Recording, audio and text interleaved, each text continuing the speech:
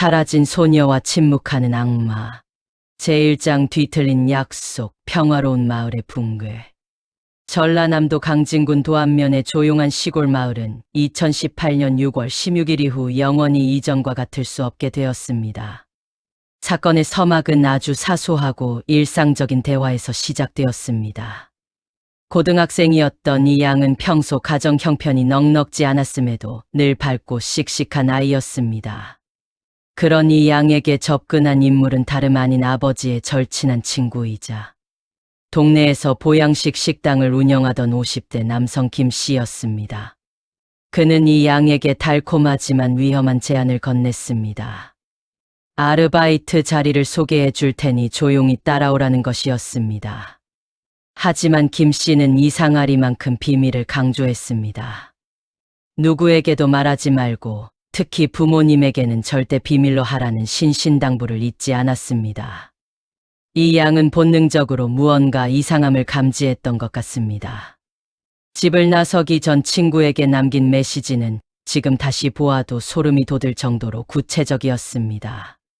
아빠, 친구를 만나러 간다. 위험할지도 모르니 내가 돌아오지 않으면 신고해달라는 내용이었습니다.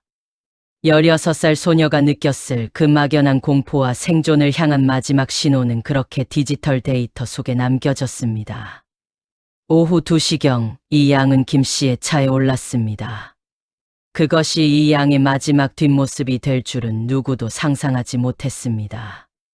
마을의 CCTV 속에는 김 씨의 검은색 에쿠스 차량이 유유히 마을을 빠져나가는 장면이 포착되었고 그 안에는 두 사람의 운명을 가를 잔혹한 시간이 흐르고 있었습니다. 제2장 용의자의 기괴한 도주와 자살. 딸이 저녁 늦게까지 귀가하지 않자 어머니의 가슴은 타들어 가기 시작했습니다. 평소 외박 한 번 한 적 없는 착한 딸이었습니다. 어머니는 딸이 남긴 단서를 떠올리며 곧장 김 씨의 집으로 향했습니다. 밤 11시 30분경 김 씨의 집 앞에 도착해 초인종을 눌렀을 때 벌어진 상황은 의혹을 확신으로 바꾸어 놓았습니다. 김 씨는 정문으로 나와 대면하는 대신 뒷문으로 몰래 빠져나가 인근 숲으로 도망쳤습니다.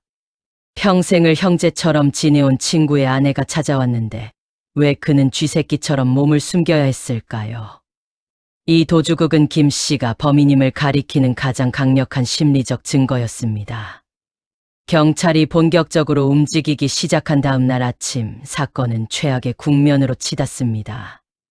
유력한 용의자였던 김 씨가 자신의 식당 인근 공사장에서 목을 매 숨진 채 발견된 것입니다. 그는 유서 한 장 남기지 않았습니다. 피해자는 실종 상태인데 가해자로 지목된 인물은 스스로 목숨을 끊어버린 이 상황은 수사팀을 당혹감에 빠뜨렸습니다.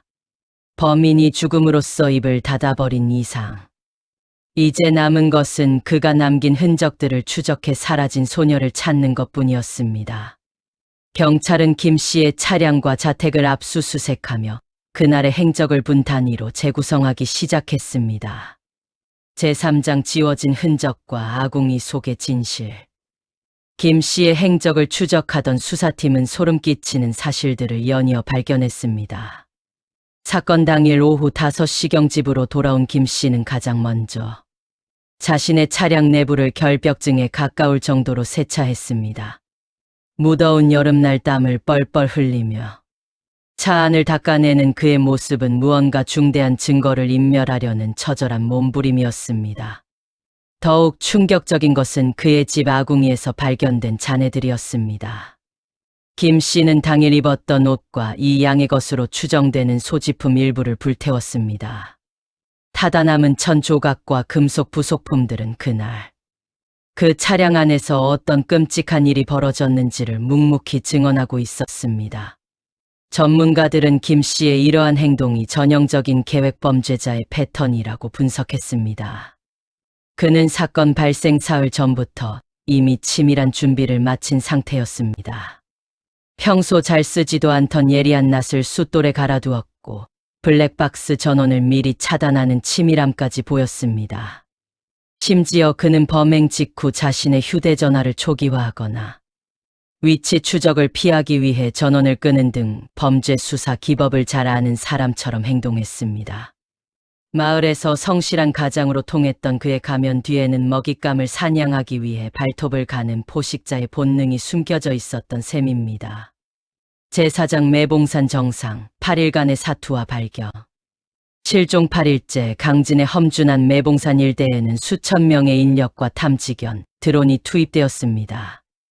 김 씨의 차량이 머물렀던 위치값과 이동 경로를 분석한 결과 산 정상 인근이 유력한 유기 장소로 떠올랐기 때문입니다. 해발 250m 지점, 사람의 발길이 거의 닿지 않는 가파른 경사면 뒤쪽에서 마침내 차디찬 시신 한 구가 발견되었습니다. 그토록 찾아 헤맸던 이 양이었습니다. 시신은 옷이 모두 벗겨진 알몸 상태였으며 부패가 진행되어 육안으로는 신원을 확인하기조차 고통스러운 모습이었습니다. 발견 현장에서 가장 미스터리했던 점은 이 양의 머리카락 상태였습니다. 범인은 이 양의 머리카락을 마치 이발기나 가위로 민 것처럼 아주 짧고 불규칙하게 잘라냈습니다. 이는 일반적인 살인 사건에서는 거의 나타나지 않는 기괴한 행위였습니다. 프로파일러들은 이를 두고 범인의 독특한 성적 패티시이거나 혹은 시신에 남겨진 자신의 체액이나 유전적 흔적을 완벽히 제거하기 위한 극단적인 증거인멸 시도로 해석했습니다. 산 정상까지 소녀를 끌고 올라가 범행을 저지르고 그 높은 곳에서 시신을 훼손한 김 씨의 잔혹함에 수사관들조차 혀를 내둘렀습니다. 제5장 과학이 밝혀낸 악마의 알리바이. 김 씨는 이미 사망했지만 과학은 거짓말을 하지 않았습니다. 국립과학수사연구원의 정밀 감정 결과 김 씨의 집에서 발견된 낫의 손잡이와 차량 뒷좌석 매트 밑에서 이 양의 DNA가 검출되었습니다. 특히 결정적인 증거는 김 씨의 차량 트렁크에서 발견된 이 양의 머리카락과 혈흔이었습니다. 김 씨가 아무리 깨끗하게 세차를 하고 흔적을 지웠다 하더라도 첨단 과학 수사 장비 앞에서는 숨겨진 핏방울 하나까지 모두 드러나고 말았습니다.